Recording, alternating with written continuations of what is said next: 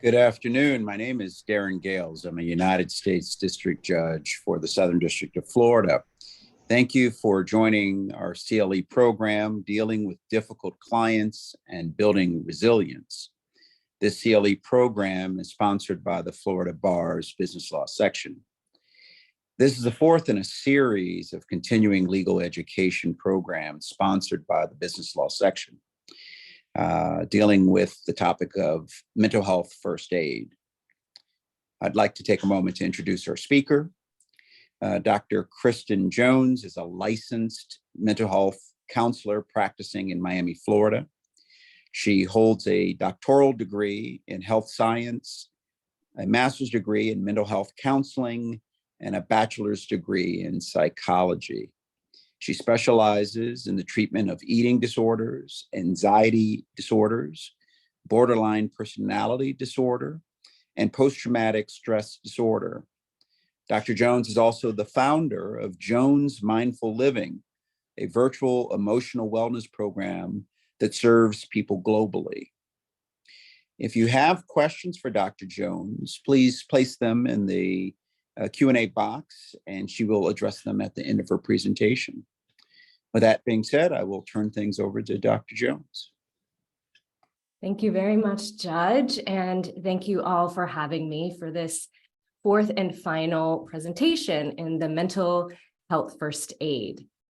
So today we are going to be speaking about a very, very important topic in the legal profession, which is how do we deal with difficult clients and maintain our own emotional wellness, our own balance. So for today's presentation, we aren't talking specifically, for the most part, how to communicate with those clients. We will be talking a little bit about that, but this is mostly about how do you protect yourself?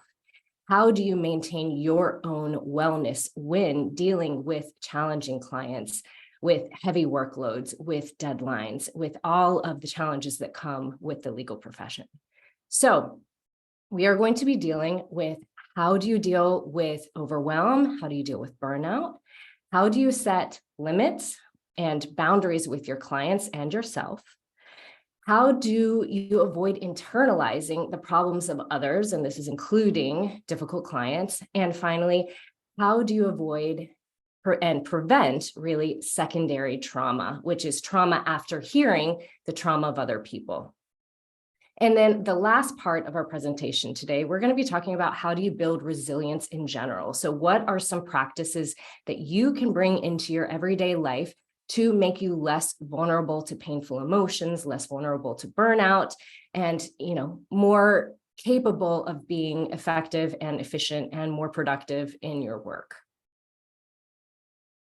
So let's start with the self-protection. So how do you protect yourself when dealing with difficult clients? And we're going to talk about a few basic areas. One is effective communication. We're going to talk about that, especially when it's coming to how do you communicate boundaries.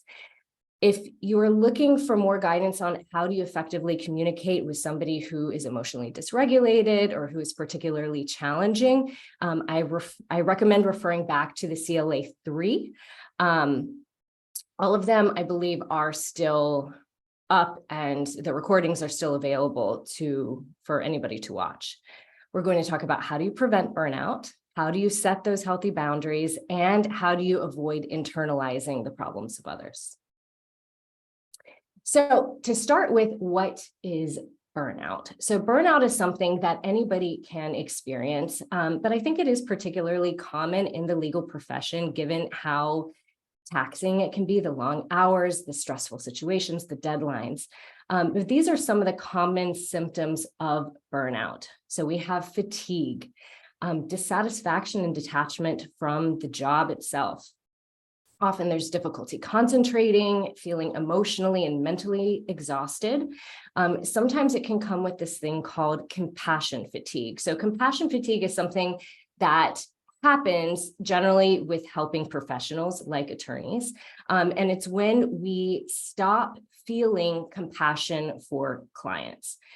So sometimes this happens after a period of high intensity work. Sometimes this happens due to secondary trauma, which we're going to talk about in just a bit. But we stop kind of feeling compassion for other people or those clients. Burnout can come with a sense of apathy, just not caring about things, maybe the client, the job, the case, other things in life. Burnout can also lead to more emotion dysregulation, shorter fuse, so more irritation, more anger. Sometimes it can lead to low mood and depressive symptoms. One of those is anhedonia, which is the loss of pleasure. So burnout can come with not feeling joy, not feeling pleasure, not enjoying the things that you used to. Feeling reduced motivation and productivity, and then finally, some physical symptoms like sleep disturbance, headaches, gastrointestinal problems, etc. And please note that some people do not experience emotional challenges in an emotional way. Some people experience them in a physical way. So if you do find yourself with a lot of physical symptoms, especially ones that are not easy to diagnose, that you can't quite pinpoint where they're coming from, it could be from an emotional cause like burnout. Now, here are some ways that you can avoid burnout. And I do have to say that I understand that some of these are much easier said than done, especially in the legal profession. I do know that there are a lot of challenges. There's deadlines, there's long hours. So this is really to be done, as much as you can. And one of the things is taking time to decompress after work. Now, there may be times when that's not possible, when there is a deadline, when there is something more intense, but the deadline is generally not happening all the time. So it's finding a way to have that cutoff. And often people need to actually have a transition after work, especially if it's high intensity. If there's an urgent matter, things are moving very fast, your brain might need really a transition point to decompress. I also recommend finding a way to process work, your job. So, you could do this through journaling, talking to a colleague, talking to a loved one. We often need to have the time to really process, and that processing helps our emotions to regulate. This also is a way that we can prevent secondary trauma and really prevent burnout. Another thing, when working from home, I know a lot of us are working from home nowadays, so finding a designated place to work from home. So not having it to be the kitchen table or the sofa in the living room, really finding a designated space can be helpful. Another area is taking care of your health, in particular with exercise and sleep. Those tend to be really, really crucial when it comes to mental health. Another area, trying to be strategic with work. So the idea is not to work harder, but to work smarter. So this might mean really scheduling out your work as opposed to just having everything kind of free flowing, moving from one thing to the next, having designated times for certain tasks, designated times for other tasks. Another one is asking for help. And I know this one can be difficult, but asking for help and delegating when it's possible. Taking a vacation and actually detaching. So I'm sure many of you have taken vacations and have worked during the vacation, and that's okay too. But again, I think that there needs to be some strategizing with that. So if you are on vacation, finding specific times to work and other times to really let go and detach. Finding a work-life balance that works for you. So making sure that your entire life is not work. There needs to be time for things that are meaningful to you. We're going to talk about that in a little bit. Setting healthy boundaries with self and others, which we're going to talk in just a bit, and making sure that you're checking in with your own mental and emotional bandwidth. So if you do not have the capacity to give a lot, make sure that you are not overgiving, that you're not stretching yourself thin. And if you do find that your bandwidth is low, make sure that you're taking steps to bring it back up instead of just pushing yourself to the limit. Generally, that's when we really move into burnout territory, when the bandwidth is low and yet we're still pushing. Taking the time to decompress, to recharge can generally, and most of the time, make us more efficient in work and more productive and prevent the burnout. So let's talk about boundaries. So this one can be very challenging. And when it comes to burnout and dealing with difficult clients, setting boundaries with self and setting boundaries with the client, both of them are important. When it comes to setting boundaries with the client, some certain things that you might need to set boundaries with are, times to talk. When possible, trying to schedule times to talk instead of being on call all the time. If somebody does call you, you could just say, is this an emergency or can this wait until tomorrow at 9 o'clock? Then I can give you more, of my, time, and I'll be much more effective. Also, especially if your bandwidth is low, giving clients a time limit. So saying, I have an hour to speak right now, especially if you know that, your cup is empty, you're having a hard time to continue going, you're feeling really burnt out, letting them know I have 1 hour to talk, as opposed to letting them go on and on and on. We're going to talk in just a moment about how you can clearly and effectively communicate that information to them in a way that they're more likely to receive it well. So setting those boundaries with the client is important. Often, setting boundaries with self is even more important, I find. So this can take a lot of different forms. One might be setting aside time when you're not going to work and actually holding yourself to that. Finding a time on most days when you are going to shut work off. And part of that too is setting a boundary of when you're going to stop thinking about work. So, often we might say, I'm going to stop working at 7 o'clock, but then our minds keep going with it. So one way that we can work on actually stopping the thinking about work is to give ourselves an allotted worry time after that cutoff. So this could be a time when you're just kind of processing work. This can be part of decompressing after work.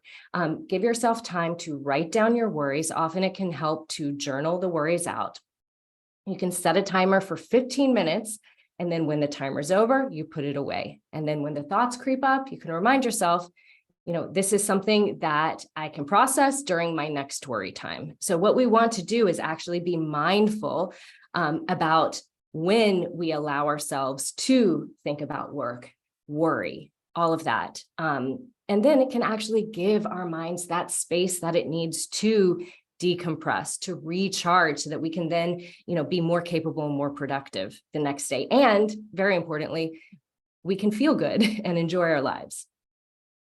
Make sure that you're giving according to your bandwidth. So this is not only with clients, but this might be with the other people in your life. So if you are having a particularly difficult client or a very difficult case, and you find that your mental and emotional bandwidth is low, this might be a time when you need to communicate with other people in your life that you might not have the capacity to give or to help the way that you would when you have more available bandwidth. Some other areas to set boundaries are checking emails and text. I recommend, highly recommend, not checking email right before bed and not checking email first thing when you wake up. What that does is that just kind of gets your mind just moving into, work mode right away. And that's really going to set you up for burnout. And also setting some personal limits when it comes to social media, Netflix, and other mindless screen time. This is a way that often we try to kind of check out and recharge, and it's okay to a certain extent, but when we do it excessively, it's actually not really helping us. And it can actually kind of further, our emotional imbalances. So I wanted to share with you a little formula that you can use when you need to set boundaries. I taught this formula in the previous CLE when we were talking about how do you deal with an emotionally dysregulated client. This time, we're talking more about using it to set boundary. So you can use this with clients, you can use this with anybody in your life, really. But Dear Man is a formula that we use to ask for something or say no to something in a way that is going to make it more likely that the person will respond favorably, more likely that they will agree to what you're asking, and in a way that you're going to walk away feeling good about, how you communicated. So Dear Man is the formula. This is an acronym, and it stands for describe, express, assert, reinforce. So that's kind of the initial ask, and I'm going to break it down for you in just a moment. And then the man part is how you are during this whole interaction. So mindfully act confident and negotiate. So I just want to give an example of how you could communicate a boundary if you needed to set it with somebody using a Dear Man. So the first part of Dear Man is describe, and this is about just describing the situation that you're in, and you're telling the person factually exactly what you are reacting to, what you are addressing, and you really want to keep it short and simple. So we're talking, 2 sentences. We don't want to go on and on with this because we're going to lose the person. So the example here is, I've noticed that you've been calling me after 9:00 p.m. lately, right? Short and simple. That is what I am addressing here. The next part is express your feelings and your opinions about the situations. And we want to do this using I statements. I statements really help to make the person, for the person who you are speaking to respond much better to what you're saying. They're much less likely to become defensive, and they're actually going to receive what you're saying. So an example here, I'm deeply invested in your case. However, I need to rest to be able to continue to give you my best work. I'm describing what I'm feeling. Assert. This is clearly asking for something or saying no to something. And we want to, be very direct with this and very clear and concise. And we want to assume that they don't know exactly what we need. So I would like for you to try to keep calls before 7:00 unless it's an actual absolute emergency. So I'm asking specifically for what I need here. And then finally, reinforce. What are the consequences here? What is this other person going to get out of agreeing to what you're asking? We want to basically help the person to feel good about agreeing, before they even do. So if you could do this, I think that I'll be better able to be more effective as an attorney for you. So we're telling the other person why it's to their benefit to agree. And then this last part is basically how you are and how you respond to the person once you've set the boundary. So we want to maintain mindful focus on our objectives. So in this case, it's, I'm wanting the person to not call me after a certain time. So, if the person starts, threatening or starts criticizing or getting critical or trying to change a subject, veer us off the subject, it's redirecting and being a broken record, keep coming back. I'm asking that you not call me after 7 unless it's an absolute emergency. We continue to come back to that, so we don't go on those tangents that the client might take us to. And if there are threats and attacks, we ignore as much as possible. We want to appear confident as we do this, even if you don't feel like it. So that means a confident head up, shoulders back, eye contact, but we also don't want to be aggressive with it. So we want to be approachable yet confident. And we want to try to not over apologize. I'm really, really sorry about this, because we're not doing anything wrong. There's nothing to apologize here. So not apologizing, not stammering, whispering, staring at the floor. We want to be confident. And then finally, be willing to negotiate. So be willing to give to get. So if the other person is not willing to acquiesce to what you're asking, offer other options. If the person is continuously fighting against you, then what you can do is a strategy called turn the tables, and basically saying, I'm asking that you don't call me after a specific time, and you seem to be unwilling to do that. What would you suggest that we do instead? So you turn the table, you bring it to them and ask them for alternative solutions. Often, when the person comes up with it themselves, they're more likely to be agreeable to it. So that is the Dear Man formula. It might take a little bit of practice. You might need to actually plan it out, write it out before you say it if this isn't something that you're accustomed to doing. But with time, it will start to feel more automatic and natural. Okay, so now let's talk about the idea of internalizing problems, okay?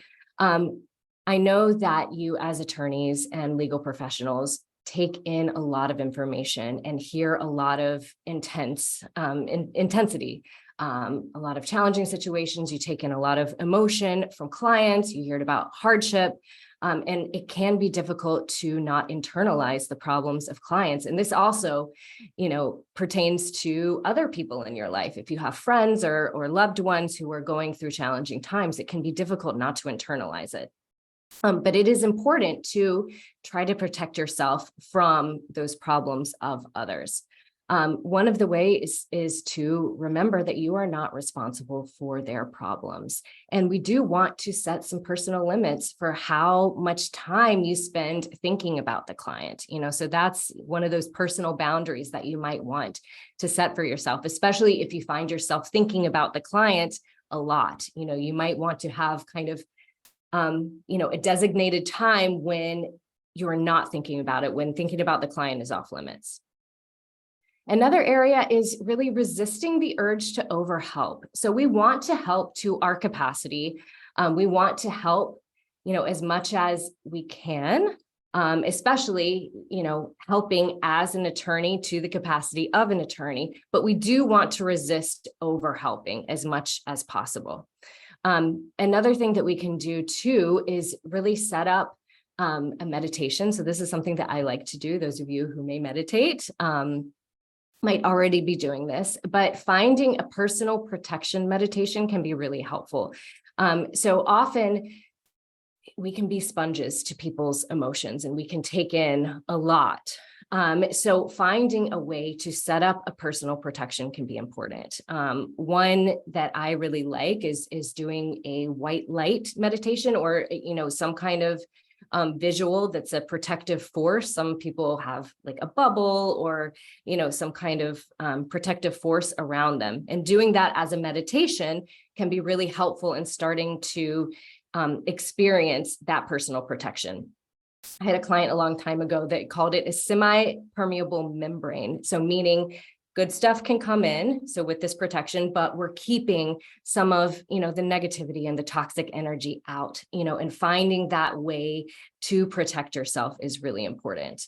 And then you can call on that kind of energy when you are going to meet with the client.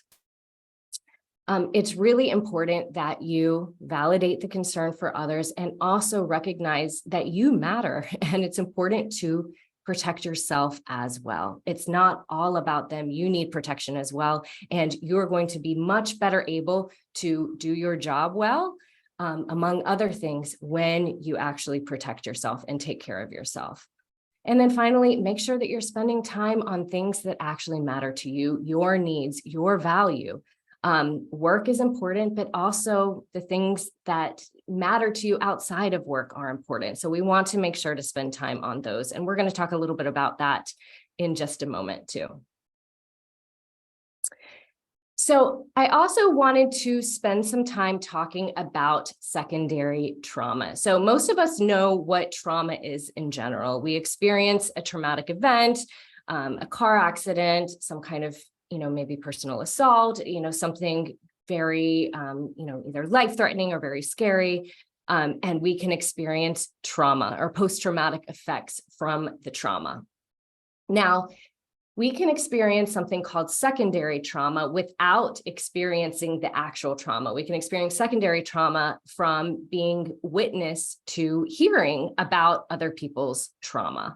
And attorneys and legal professionals may be vulnerable to secondary trauma because of the intensity of what you're hearing from your clients. This often happens, to people who have deep empathy, who feel a lot for people. This can happen after repeated exposure. If you're having a lot of exposure, hearing, about the same traumatic experience over and over and over again. This can happen when there's not personal resources.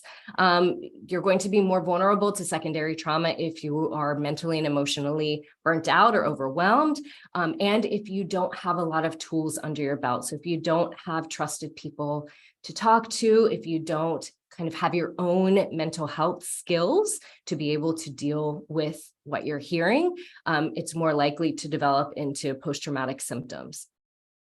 And it can also occur if you hear about somebody's trauma that's linked to your personal trauma. So, if a client has something that happened that's quite similar to something that you went through, it could trigger secondary trauma. And so here are some of the symptoms, if you notice any of these. So these symptoms are very similar to somebody who's experienced a primary trauma, when you've been personally affected by the trauma. But one of the reasons why we experience this is because trauma is stored differently in the brain from regular memories. And some of the ways that it can come out is through intrusive thoughts about the trauma. There can be problems with sleep, especially insomnia, and also nightmares can come about that. You might have nightmares about the client's trauma. There might be avoidance, not wanting to see the client, talk to the client, wanting to avoid the topic of the traumatic experience.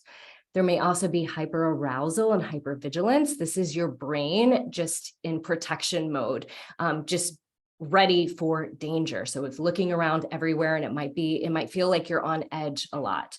That also comes with increased anxiety. There might also be increased anger and irritation, just more likely to be set off. You could also experience some apathy and depression from these symptoms, as well as compassion fatigue, which we discussed earlier.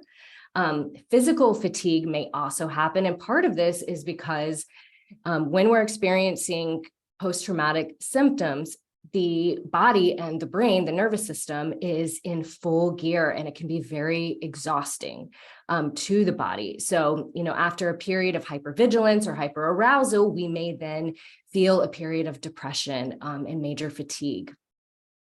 You might also find maladaptive ways of coping, so more likely to use things like substances, emotional eating, compulsive shopping, something like that as a way to cope. And there may start to be resentment towards the person or the job itself. And if you do find yourself experiencing secondary trauma, one of the most important things that I recommend is finding a mental health professional who specializes in trauma. That's really the best person to help you navigate this and help your nervous system really to recover and feel safe again. But there are also some other really important things that you can do on your own. One of those is showing yourself kindness, compassion, and understanding. So if you are struggling, be a friend to yourself, be kind to yourself. It's really important that you don't beat yourself up for struggling. That generally does not help. Showing kindness, showing compassion, that does. You can also do practices that help the nervous system to come back to a balanced state and feel safe. So generally with post-traumatic symptoms, there is a sense of feeling unsafe even when there is safety. So certain practices like meditation, yoga, mindful movement, prayer can be really helpful for some people. These things can really help the nervous system to balance. Journaling can be helpful. It's not always helpful, though. Sometimes people may just ruminate and kind of process through the trauma in an unhelpful way that could actually make it worse. But for other people, journaling can be really helpful. And actually journaling and talking about it can help that trauma to be stored more like a regular memory. Another area is, especially if you are experiencing secondary trauma, you may need to be more specific with your personal limits and more committed to them, and really setting aside time to decompress, to leave work at work, You may need to take time away if it's very intense for you, and your symptoms are severe. Another thing that's very important with this is making sure that you're taking care of your physical and mental health. So taking care of other elements of your mental health as well. Seeking support from colleagues and loved ones is a very important part. We actually find that for people who experience trauma, if they have a supportive, validating person with whom they can speak, it actually helps to prevent trauma from, becoming these post-traumatic symptoms in general. So having somebody to talk to who's validating, who's supportive is really important. And then finally, as we said before, seek professional help if needed. It's very important. And we have research-based methods for treating trauma that work very well. So, not delaying and going ahead and getting that treatment can really be helpful for your life and your well-being. Okay, so now we've talked about how do you self-protect kind of in a more direct way. But I wanted to spend the last part of our CLE today talking about building resilience. So what can you do in your daily life to make you less vulnerable to painful emotions, to make you less vulnerable to burnout, and to help you create a life that feels meaningful, a life that you want to wake up for? And generally, when we feel that way, we tend to feel more motivated for work. We tend to work better. We're more efficient. We're more effective. So this, helps us overall. So as a starting point, all of us may go through periods of time when we are more vulnerable to painful emotions and to burnout. So especially if you are having challenging life circumstances and a very difficult case or a difficult client, it may be extra challenging, and you may be so much more vulnerable to painful emotions. However, often the way that we are living sets us up for being more vulnerable to painful emotions and to burnout. So sometimes it's the way that we're living that, that's really kind of setting the foundation for emotional and mental challenges. So the next skills that I'm going to share with you are kind of lifestyle practices that you can use to increase your resilience. So increase your ability to kind of bounce back after challenges, to help you build a life that feels very meaningful, and to make you less sensitive and vulnerable to emotional distress and burnout. So these are all really important. So we want to have skills where we know how to respond to challenges, but we also need skills to help build a foundation so that we're more resilient when those challenges happen. So in the type of therapy that I specialize in, it's called dialectical behavior therapy. We use a lot of acronyms. This is one of them. It's called ABC Please. And this is a formula, and these are a set of skills that help to make us less vulnerable to painful emotions. And I'm going to go through each one. So one is accumulating positive emotions. This is so important. We're going to go into this more specifically, but building positives, accumulating positives in the short term and in the long term. And this one is very specifically about building a life worth living, building a meaningful life. The next one is building mastery. So these are doing things that help you to feel confident. They help to reduce our sense of helplessness and hopelessness. Very important. We're going to talk about coping ahead for emotional situations, difficult situations. This one is particularly important when it comes to dealing with difficult clients. So it's rehearsing a plan for how you would deal with it before it even happens. And then we have our please skills, which, given the short time of the CLE, we're not going to be able to get into very specifically, but, important health practices that make us more resilient.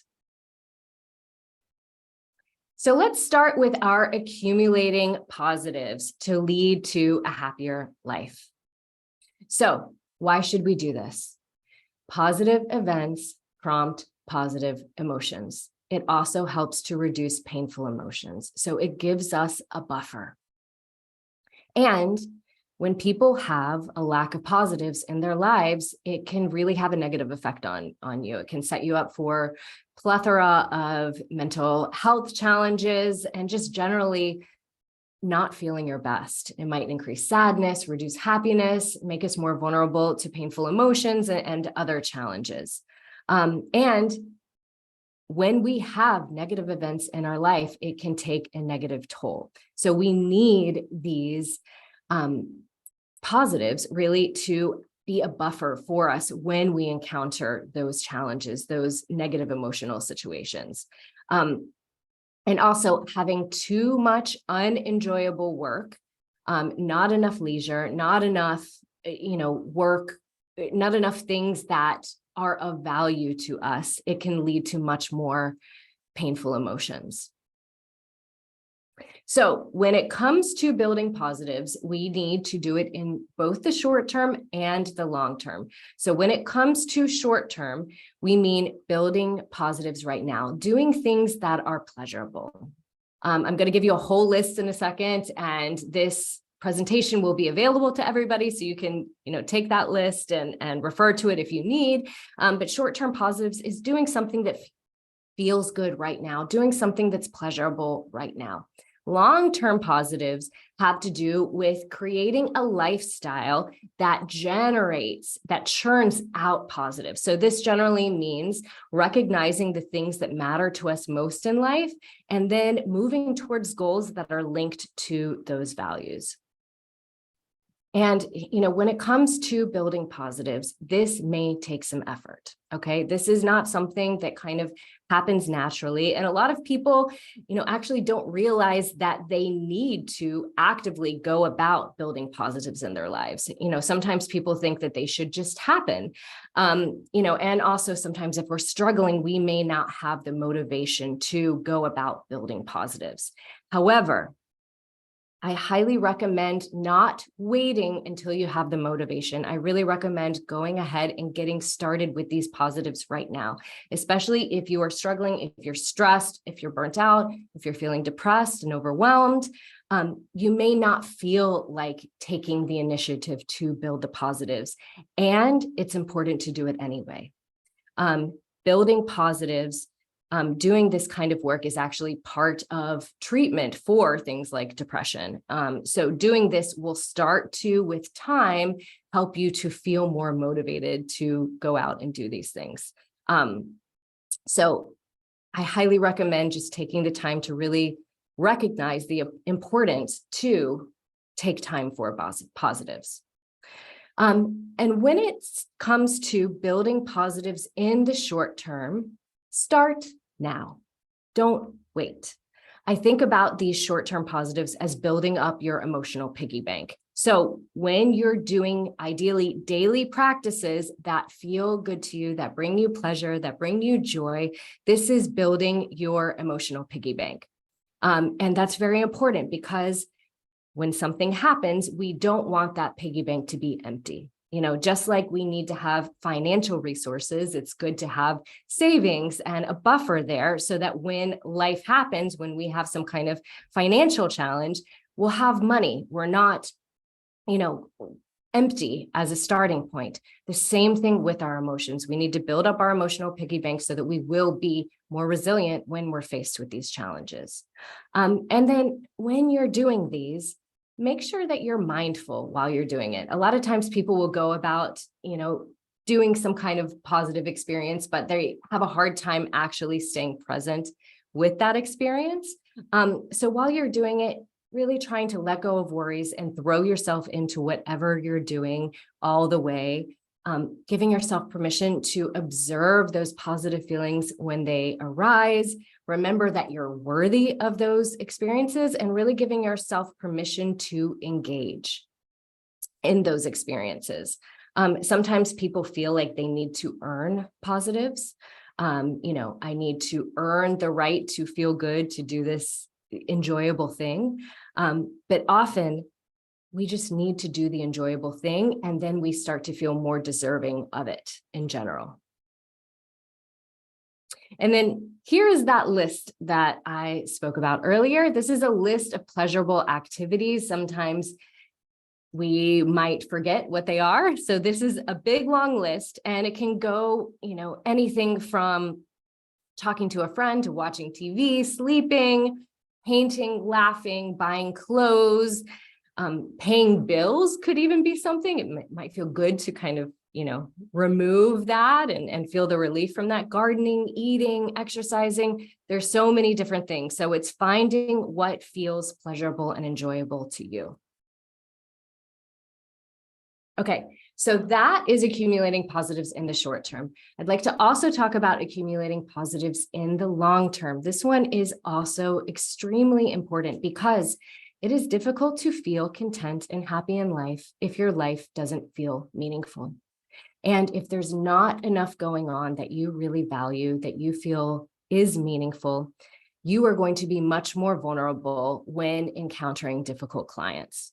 And you may be much more likely to develop burnout, to internalize their problems, and just to have less of a buffer when it comes to those challenges. So the idea here is building a life that you experience as meaningful. And this does require commitment, time, persistence, and patience. But it's moving towards goals that are in line with your values, living in alignment with those top values, and regularly checking in. So, ideally, this is something that you're doing repeatedly. I like to reflect on this every so often, maybe a couple of times a year, and just reflect on, what are my top values? How am I living towards this? And it really helps me to reorient to how I'm living. And when I'm making this a priority, I am that much more resilient when encountering difficult clients and difficult circumstances in general. So these are some of the steps. Pretty simple, but difficult to do. One is to avoid avoiding. So often we're waiting for things to be just right. And we avoid taking the steps that we need to build a life that feels meaningful, to build that life that we want to wake up for. We wait, once this case is over, once my kids graduate from high school, once I make this amount of money, then I'll start doing the things. But I really encourage you to not wait for things to be just right. Things will never be just right. We want to start now. And an important starting point is taking the time to really look at what matters to you. So values, there's a lot of different definitions of values. For this presentation, a value is a top priority, something that deeply matters to you. So a value is different than goals. Values are more like a compass, right? This is your North Star. They guide how you move in life. And values are not something that we ever fully achieve. These are things that give us direction and that give us meaning, things that we move towards. And those values can be a guide for our goals. Ideally, they are a guide for our goals. The more that we link our goals to our top values, the more likely we are to achieve them, and the more likely it will be that the goals have a really positive impact on you. In general, values stay pretty steady, but they will change, especially with major life events, with a child, a divorce, a move, retirement, with major life challenges or life changes. Those values may change, but they tend to be pretty steady across time. And then we want to take committed action to move towards those goals. Okay, so how do you figure out your values? So these, again, are your main priorities. And one thing that I would like to say here is make sure that these are actually your priorities. So often, we have values that are based on what we've been told should be important to us, what society tells us, what culture tells us. But if they are not actually your values, they will not help to churn out the positives in the same way. They won't give you that buffer when dealing with difficult clients and difficult circumstances. Asking yourself what really matters to me in life. What direction would I want my life to go? What in my life do I not want to lose? What things that matter to me are not in my life right now? These are important. And if you're still kind of stuck, one thing that you can ask yourself is, that'll tell you if it's actually your value. If nobody were to know about this, would it still matter to me? Would I still do this? And then I wanted to give you a little tip for work, especially when it comes to burnout, when it comes to dealing with difficult clients. If you can find a way to link your top values to your work or to the work with that difficult client, it will make it much easier for you to continue. You'll feel much more motivated to continue to work with that person, to do the job itself.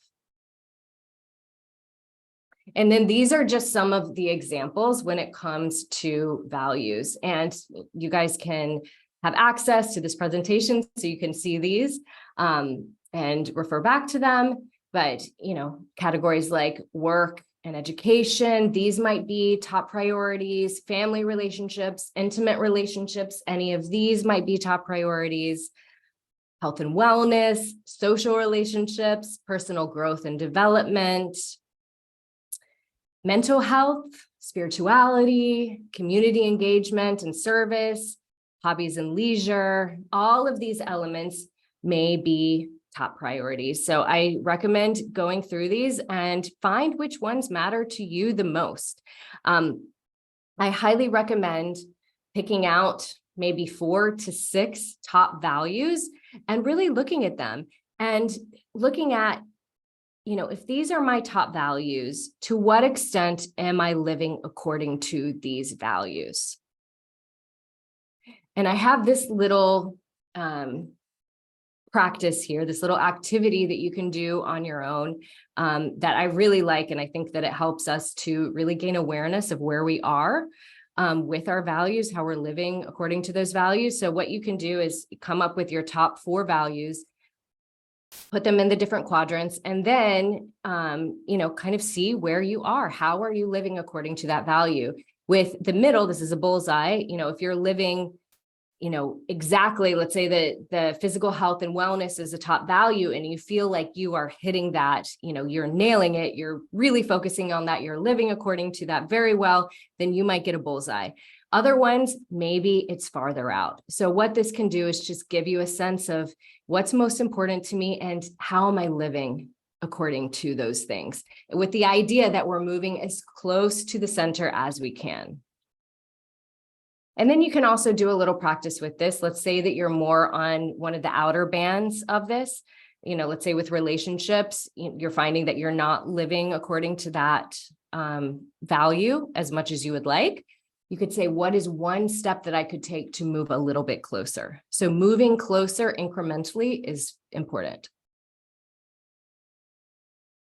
Okay. And one last thing about this.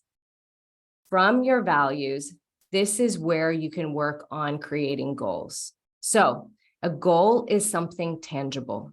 A goal is something that you can actually check off the list. So for example, if I want to improve my relationships, if a top value is relationships, let's say, with my child, a goal could be, I'm going to spend 30 minutes of, full undivided attention with my child every day. That is a goal. That's something that can be achieved, that can be checked off. And that gives me a sense that I'm actually moving in the direction of my values. So moving towards goals gives us a sense that we are moving towards those values. It allows us to know that we are actually moving in that direction. Okay, building mastery. So this is another part that tends to be really helpful, and this helps to build our sense of confidence and competence, that sense that we can do hard things. Most of you, I can imagine, work on building mastery in everyday life. As an attorney, you're doing hard things, but I do recommend trying to find a way to do this outside of the legal profession. So building mastery is something that we do starting out as very young children. So, we're building mastery as we're learning to walk, as we're learning to speak, as we're learning to ride a bike. This is something that comes really naturally and that we tend to enjoy. However, if our environment did not, really reinforce that and reward that, we might lose that drive for building mastery. But we can work towards getting it back. And, this is something that can be really helpful when treating depression, when dealing with burnout. And as it sounds, it requires that we do some difficult things. So the idea with this is we're doing something daily that gives us a sense of competence and accomplishment. We want this thing to be challenging, but not impossible. So if it is too difficult, then it can lead to feelings of failure, and it doesn't really help very much. So we want to plan for our success and do something that is going to be challenging enough, but not impossible. And then with time, we can build the difficulty. And, another thing that we can do when building mastery is look for challenges. So look for opportunities to do the difficult thing, whether that's somebody cuts you off in traffic and it's, I'm going to take a few breaths and stay calm here instead of getting enraged. Maybe it's taking that extra step and doing that extra challenge, like making a meal instead of ordering Uber Eats, looking for these opportunities to do something challenging. And that generally helps to really build us up. And these are some basic examples. It doesn't need to be anything very, very challenging. Cooking a meal, going for a walk, learning a song on the guitar, taking steps to face a fear, having lunch with a friend if that's challenging, learning a new skill, and doing these things, especially outside of the legal profession, can help to give a buffer when it comes to dealing with difficult clients. So one of the last skills that I'd like to share with you, and we're just about out of time, so I'm going to go through this one quickly, is the skill called coping ahead. This one is really important. I think I spoke about it in one of the other CLEs, but I want to talk about it one more time, especially when dealing with difficult clients. Coping ahead involves considering situations that may be difficult and then planning for how we will cope ahead of time. And then actually imagining ourselves coping well ahead of time. And what that does is that sets us up so that we are going to be more successful, more capable when that difficult situation actually happens to us. It helps us to be better able to handle life challenges, difficult clients. It helps us to feel more confident going into situations. So if you have a difficult client and certain things have happened in the past that have been difficult, maybe difficult interactions, difficult situations, doing a cope ahead plan will help you to be able to go into it with so much more confidence and with less dread. This can be really helpful when it comes to dealing with anxiety and avoidance. I have a plan. I know how I'm going to deal with this. I'm prepared. And research shows that we can actually learn new skills and truly rehearse by envisioning things in our minds. So we see this with athletes all the time. LeBron James, I'm sure he is out there visualizing the different moves. Most major athletes are doing this, and we find research has actually shown that it activates the brain in the same way as if we were actually doing it. So it is actual rehearsing, and it's going to make it so much more likely that you're going to be effective when that situation happens. Yes. So this is how we do it. So the first thing is that we describe the situation as factually as we can, and we're looking at all the different pieces, what emotions, what behaviors might interfere with me being skillful in that situation. And then we decide how we'll cope or how we're going to problem solve. And as much as you can, write it out in detail. What will you do when this happens? And then once you have your plan, envision it in your mind. Rehearse all the different elements. What will you say? What will you think? What will you do? You can envision new problems that come up and arise. Envision yourself coping well with those. You could even rehearse coping well with the worst case scenario. This is something that can be really helpful when it comes to anxiety in particular. If I know that I can cope with the worst case scenario, I feel so much less anxious going into a situation. And then finally, once you've done this, practice relaxation. to allow the brain to just come back to balance. This is also going to help that rehearsal to be better stored in your brain when you pair it with relaxation after. And then finally, last but certainly not least, one of the most important ways that we can build resilience for ourselves is through balanced health practices. So a balanced body is much more likely to lead to a balanced mind. And a body that's out of balance is going to make us much more vulnerable to painful emotions, to burnout, to secondary trauma, to all of these things. It's going to just set us up and make us less resilient. So these are, in DBT, we use PLEASE as our acronym for this, but these are the main health practices that tend to be most important when it comes to really building resilience, reducing vulnerability to painful emotions, treating physical illness, actually taking care of things. Eating, nutrition goes a long way to give your brain and your body what it needs. Avoiding mood-altering substances. This tends to dysregulate us and make us much more vulnerable to painful emotions. Sleep is one of the most important things that we can do. Really focusing on sleep can be a major game changer when it comes to building resilience. And exercise. Exercise helps us, mentally, physically, and it can, again, really help when it comes to building resilience. This can also be a really great stress reducer when it comes to dealing with difficult clients. Going for a walk, going for a jog can help us to recharge and kind of discharge a lot of the stress that happens. So, in conclusion, dealing with difficult clients can come with a lot of challenges, and it's very important to work on ways to protect yourself. And so that means setting boundaries for yourself, setting boundaries with your client, and you can use that Dear Man acronym to help you formulate a way to present that to clients in a way that they're more likely to receive it well, and to take steps to avoid internalizing the problems of others. And then also we want to make sure that we're taking care of our lives, our health, our well-being, and doing those ABC please skills to help create that buffer to make us less vulnerable to emotional stress and make us more resilient when we do encounter it.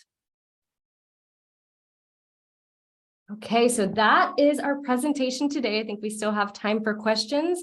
And if you are interested in working with me, I have a private practice here, and I also have the emotional wellness program, and the contact information is right there. Thank you, Dr. Jones. It's such a wonderful program, and it's so important, those very practical skills that you gave us in coping with stress and trauma and the other things that we're facing, both personally and in our profession. I see one question, and it says, or it asks, how do you distinguish between a difficult client and a good client who you might care about and that you really want to help with personal challenges? How might one make that distinction? This is a great question. I think a lot of this, a couple of things here. When we talk about difficult clients, I'm talking about somebody that may be going through a lot, that's bringing up a lot for you, that you're carrying maybe an emotional burden. You're taking the client's problems home with them. That's kind of what I'm talking about with a difficult client. So a difficult client could also be a good client. But I think when it comes to helping anyone, client and non-client, I think that it's important to, check in with yourself. Notice, what is my personal bandwidth right now? How full is my cup? Do I have a full cup so that I can give as much as I want to, in a healthy way without being fully depleted? I think that we have to be mindful to not overgive in a way that's going to deplete us. That can, be disruptive to our emotional well-being. The other thing that I would want to say is that we generally don't want to do something for somebody when they can actually do it for themselves. So we do this a lot in therapy, and that we actually don't want to overhelp clients either. If it's something that they are actually capable of doing, then I want to help them do it themselves instead of doing it for them. So I think that there can be kind of a fine line, is how much am I helping this person to get on their feet so they can do these things themselves, as opposed to enabling this person or, doing something that they could actually do themselves. There's another part of this question. So hopefully that answered that. But, I think a lot of it is really checking in and being mindful. Am I overstretching? Am I over helping to the point where this is actually not even helping this person? All right, thank you, Doctor. There was another Mhm. question, but we're out of time. Okay. But you do have here your contact information. So I encourage any of the participants who have questions for Dr. Jones to contact her directly. I want to thank you again, Dr. Jones, for all that you've done in this series. For all the participants, if you want to watch the earlier CLEs in this series, they are available in the business law section's website, which is it's an acronym for the Florida business law section. It is www.flabizlaw.org. And of course, if you Google Florida Bar Business Law section, that will come up as well. So I want to thank all the participants, and especially Dr. Jones, for all this insightful information. That will conclude the CLE. And thank you so much. Thank you, everyone.